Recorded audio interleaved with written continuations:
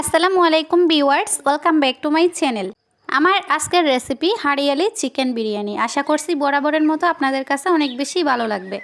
বিরিয়ানি এর আগে হয়তো আপনারা অনেকবার বানিয়েছেন, আমার কথা মতো একবার এভাবে বানিয়ে দেখুন। আমরা যে প্রায় সময় বিরিয়ানি বানিয়ে থাকি সেই বিরিয়ানির রেসিপি থেকে একদম আলাদা এই বিরিয়ানি রান্নাটা। খুব সহজ পদ্ধতিতে কম উপকরণ দিয়ে কম সময়ে রেসিপিটা আপনারা বানিয়ে নিতে পারবেন। দেখবেন এই বিরিয়ানির টেস্টটা কিন্তু একদম অন্যরকম। তাহলে চলুন রেসিপিটা শুরু করা যাক। বিরিয়ানিটা রান্না করার জন্য এখানে আমি 1 কেজি মতো চিকেন নিয়েছি। দিয়ে দিচ্ছি পরিমাণ মতো লবণ, 1 টেবিল চামচ হলুদের গুঁড়া, 1 টেবিল চামচ মরিচের গুঁড়া দিয়ে চিকেনটাকে ম্যারিনেট করে রেখে দেব 15 মিনিট পর্যন্ত। এভাবে বিরিয়ানি রান্নার আগে মাংসটাকে যদি ম্যারিনেট করে রেখে দেন, এতে করে মাংসের যে একটা এক্সট্রা গন্ধ থাকে সেটা চলে যায় এবং মাংসগুলো আগের তুলনায় সফট হয়ে আসে। মাংসগুলো ম্যারিনেট হতে থাক, এদিকে আমি একটা ব্লেন্ডার জারে নিয়ে নিচ্ছি ধনিয়া পাতা আর নিচ্ছি পুদিনা পাতা। ধনিয়া পাতা যতটুকু নেবেন তার অর্ধেক পরিমাণ পুদিনা পাতা দিতে হবে। আর দিয়ে দিচ্ছি একটা বড় সাইজের আদা, একটু পালি করে দিয়েছি। সাথে দিয়ে দিচ্ছি 7 থেকে 8 কোয়া রসুন। ফাইনালি দিয়ে দিচ্ছি 7 থেকে 8টা কাঁচা ঝাল। এখন এটাকে পেস্ট করে নেব হালকা পরিমাণে পানি দিয়ে। পেস্টটা সম্পূর্ণ রেডি। আগে থেকে যে মাংসগুলো ম্যারিনেট করে রেখেছিলাম সরাসরি সেখানে দিয়ে দিচ্ছি এই মশলার পেস্টটা। দিচ্ছি 1 মুঠো পরিমাণে পেঁয়াজ বেরেস্তা, হাফ কাপ টক দই। টক দইটা আগে থেকে আমি পেটিয়ে রেখেছিলাম। আর সাথে দিয়ে দিচ্ছি পেঁয়াজ বেরেস্তার যে তেলটা আছে সেটা। পারফেক্ট পেঁয়াজ বেরেস্তার একটা রেসিপি আমার চ্যানেলে আপলোড করা আছে, আপনারা চাইলে দেখে নিতে পারেন। এখন সব উপকরণ মাংসের সাথে ভালো করে মিশিয়ে নিতে হবে। এমনভাবে মাংসটা ম্যারিনেট করতে হবে যেন সব মশলা মাংসের ভিতর অবধি যায়। সব উপকরণের সাথে মাংসটা মাখানো হয়ে গেলে এখন ঢাকনা দিয়ে চুলার হিট একেবারে লো হিটে দিয়ে রান্না করবেন 5 থেকে 6 মিনিট। এরপর আপনারা মাঝারি আঁচে রান্না করতে পারেন। লো হিটে 4 থেকে 5 মিনিট রাখার পর দেখবেন এরকম একটা ব্লক চলে আসছে। এবার ঘন ঘন একটু উল্টিয়ে পাল্টিয়ে দিতে হবে, কেননা আমরা মাংস রান্নাতে এক্সট্রা কোনো পানি ইউজ করব না। যে মশলাটা আমরা বানিয়েছি পেস্ট হিসেবে, সেখানে যে পানিটা ইউজ করছি এই মশলার পানিতেই কিন্তু মাংসটা রান্না হয়ে যাবে। এখন আমি 1 চামচ ভর্তি করে দিয়ে দিচ্ছি জয়ফল, জয়ত্রী আর গরম মশলা একসাথে পেস্ট করে নিয়েছিলাম, সেখান থেকে 1 চামচ দিয়ে দিলাম।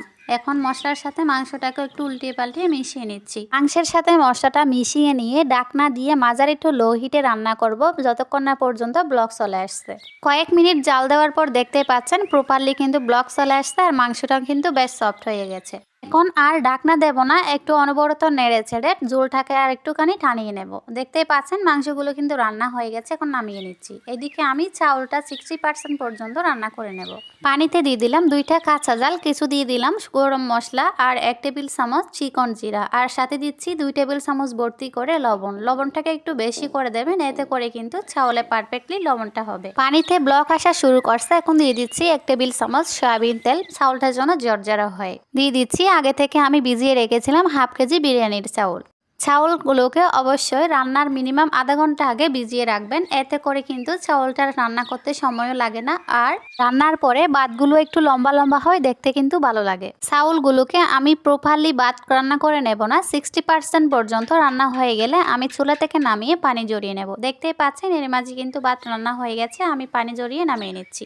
এদিকে মাংসের কড়াইটা আমি আবারও চুলায় বসিয়ে দিয়ে উপর থেকে দিয়ে দিচ্ছি সম্পূর্ণ ভাতগুলো যেন সমানভাবে সব জায়গায় জালটা লাগে সেভাবে দেবেন। একটু সমান করে দিয়ে দিচ্ছি। এখন দিয়ে দিচ্ছি উপর থেকে 1 চিমটি পরিমাণ জয়ফল, জয়ত্রী গুঁড়া, 1 টেবিল চামচ টমেটো সস উপরে দিয়ে দিলাম আর দিয়ে দিচ্ছি 1 চামচ ঘি।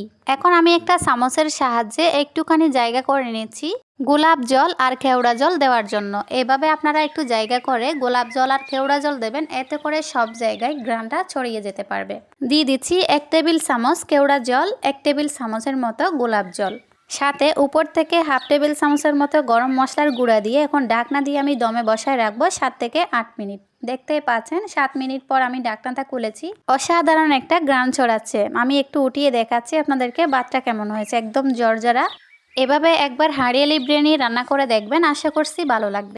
একদম সিম্পল এবং সহজভাবে আজকের হাঁড়িয়ালি বিরিয়ানিটা রান্না করে দেখাচ্ছি। আশা করছি আপনাদের কাছে অনেক বেশি সহজ মনে হয়েছে। আমার রেসিপিটা যদি ভালো লেগে থাকে অবশ্যই লাইক, কমেন্ট, শেয়ার করবেন এবং চ্যানেলটা সাবস্ক্রাইব করে নিয়মিত চ্যানেলের সাথে থাকবেন। আজকের মতো এখানেই বিদায় নিচ্ছি, আর দেখা হবে নতুন কোনো রেসিপি নিয়ে। সে পর্যন্ত সবাই ভালো থাকবেন, সুস্থ থাকবেন, আমাদের জন্য দোয়া করবেন। আল্লাহ হাফেজ।